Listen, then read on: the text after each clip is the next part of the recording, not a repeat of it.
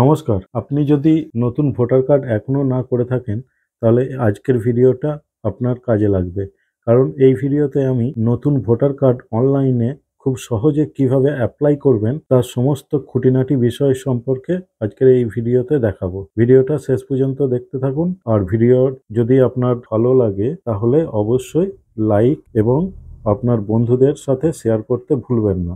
নতুন voter card apply করার জন্য প্রথমে আপনাদেরকে চলে আসতে হবে NVSP এই ওয়েবসাইটে। এই ওয়েবসাইটে আসার পর যদি আপনি নতুন ইউজার হন তাহলে আপনাকে এখানে সাইন আপ করতে হবে। তো সাইন আপ করার জন্য এখানে দেখতে হবে মোবাইল নাম্বার, তারপরে এই যে ইমেল অ্যাড্রেসটা আছে দেখতে পাচ্ছেন, এই ইমেল অ্যাড্রেসটা অপশনাল, না দিলেও চলবে। আর এখানে যে ক্যাপচা কোডটা আছে সেটা দিয়ে কন্টিনিউ বাটনে ক্লিক করবেন। তারপর আপনাদেরকে যে ওটিপিটা মোবাইল নাম্বারে যাবে সেই ওটিপি এন্টার করার পর আপনাকে পাসওয়ার্ড ক্রিয়েট করে নিতে হবে। তো ক্রিয়েট করে সাবমিট করার পর আপনি আবার লগ ইনে এসে আপনার যে মোবাইল নাম্বার সেটা দেবেন আর যে পাসওয়ার্ডটা দিয়েছেন সেই পাসওয়ার্ডটা দিয়ে লগ ইন করে নেবেন।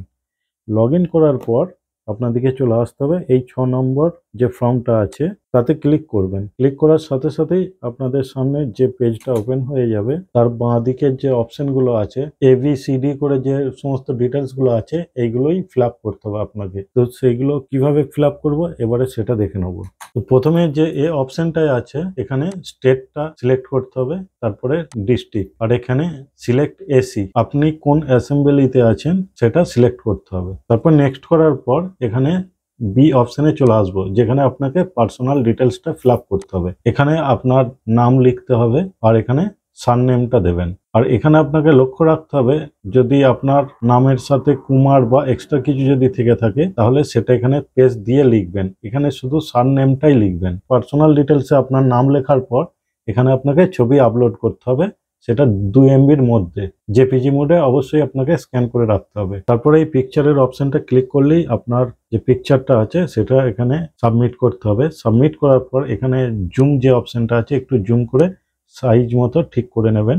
নেওয়ার পর এখানে সেভ বাটনে ক্লিক করবেন, তাহলেই আপনার ছবিটা সেভ হয়ে যাবে। ছবি সাবমিট করার পর নেক্সট করবেন। নেক্সট করার পর এখানে রিলেটিভের নাম আর তার সারনেম এখানে দিয়ে দেবো। দেওয়ার পর এখানে নেক্সট বাটনে ক্লিক করব। তারপরের option contact details.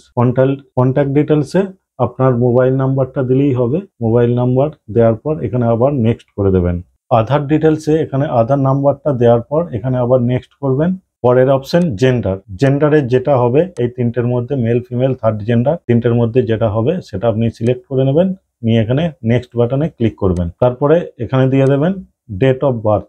Date of বার্থের জায়গায় প্রথমে আছে ডে, তারপরে MM-এ মাস আর Y-এ ইয়ার। তো এটা একটু দেখে আপনি দিয়ে দেবেন, বা এখানে ক্যালেন্ডারের যে অপশনটা আছে সেটা সিলেক্ট করেও আপনি ডেট অফ বার্থটা বসাতে পারবেন। ডেট অফ বার্থ দেওয়ার পর এখানে self attested copy of document supporting age proof attach অপশনগুলো দেখতে পাচ্ছেন। Birth certificate, Aadhaar card, PAN card, driving licence certificate, মাধ্যমিক বা উচ্চ মাধ্যমিকের, ইন্ডিয়ান পাসপোর্ট, এগুলোর মধ্যে আপনার যেটা আছে সেটা চুজ করবেন এবং সেই ডকুমেন্টসটা সাথে সেলফ অ্যাটেস্টেড করবেন, দিয়ে আপলোড করবেন। পরের অপশন প্রেজেন্ট অ্যাড্রেস ডিটেলস। এখানে লাল কালারের যে স্টার মার্কস গুলো দেওয়া আছে সেগুলো আপনাকে অবশ্যই ফিল আপ করতে হবে। প্রথমে যে অপশনটা আছে হাউস, বিল্ডিং বা অ্যাপার্টমেন্ট নাম্বার, তো সেটা যদি আপনার জানা থাকে সেই নাম্বারটা বসিয়ে দেবেন, আর যদি না জানা থাকে তাহলে 01 বা 02 এরকম কিছু একটা নাম্বার বসিয়ে দেবেন। স্ট্রিট বা এরিয়ার জায়গায় আপনার গ্রামের নাম লিখবেন, এখানে ভিলেজের জায়গাও তাই। এখানে দিয়ে দেবেন পোস্ট অফিসের নেম, পিনকোডটা দিয়ে দেবেন, আর এখানে থানা বা আপনার ব্লকের নাম দিয়ে দেবেন। তারপরে এখানে ডিস্ট্রিক্ট নেমটা দিয়ে দেবেন, দিয়ে তারপরে চলে আসবেন 8-এর B। এখানে যে অপশনটা আছে সিলেক্ট ডকুমেন্টস, এটা ক্লিক করলে এখানে আপনার অ্যাড্রেস প্রুফ হিসাবে যে কপিগুলো চাইছে সেখানে ডিটেলসগুলো এখানে দেওয়া আছে। এর মধ্যে যে ডকুমেন্টসটা আপনার কাছে আছে সেটা সিলেক্ট করবেন এবং আপলোড করে দেবেন। আর এখানে যে 9 নম্বর ক্যাটাগরিতে আছে সেটা ডিসেবিলিটি পার্সনদের ক্ষেত্রে, তো এটা আমি কিছু ফিল আপ করবো না, আমি নেক্সট বাটনে ক্লিক করব। 10 নম্বর যে অপশনটা আছে ফ্যামিলি মেম্বারের এখানে নাম লিখতে হবে, এখানে তার সাথে কি রিলেশন আছে সেই রিলেশনটা সিলেক্ট করতে হবে, আর এখানে তার এপিক নাম্বার বা ভোটার কার্ডের যে নাম্বারটা আছে সেখানে এটা সাবমিট করতে হবে। তো এখানে সাবমিট করার পর নেক্সট বাটনে ক্লিক করে ডিক্লারেশনে চলে যাব। এই ডিক্লারেশনের জায়গায় এখানে ভিলেজের নামটা চুজ করতে হবে, স্টেট, ডিস্ট্রিক্ট, চুজ করার পর সেই জায়গায় কতদিন বসবাস করছেন তার এখানে এই সালটা চুজ করে নিতে হবে। এখানে প্লেস সেটা বসিয়ে দেবো, যে কোন জায়গা থেকে অ্যাপ্লাই করা হচ্ছে সেই প্লেসের নামটা এখানে বসিয়ে দেওয়ার পর এখানে নেক্সট বাটনে ক্লিক করবেন এবং যে ক্যাপচা কোডটা আছে এই বক্সে সেই ক্যাপচা কোডটা দেওয়ার পর সেন্ড ওটিপি তে ক্লিক করব। আর মোবাইলে ওটিপি আসার পর এখানে ওটিপি নাম্বারটা বসিয়ে দেবো, তারপরে সাবমিট অ্যান্ড প্রিভিউ তে ক্লিক করে ফর্মটা ঠিকঠাক ভাবে ফিল আপ হয়েছে কিনা, তারপর সাবমিট বাটনে ক্লিক করব আর এখানে সেটা কনফার্মের জন্য আরেকবার ইয়েস করে দেবো। তারপরে আপনাদের সামনে অ্যাকনোলেজমেন্ট নাম্বারটা চলে আসবে।